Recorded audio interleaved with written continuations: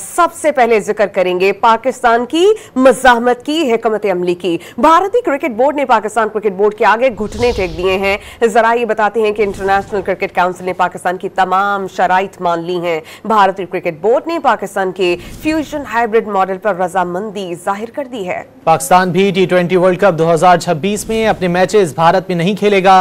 पाकिस्तान को ICC women T20 world cup 2027 की मेजबानी भी मिलने का इम्कान है।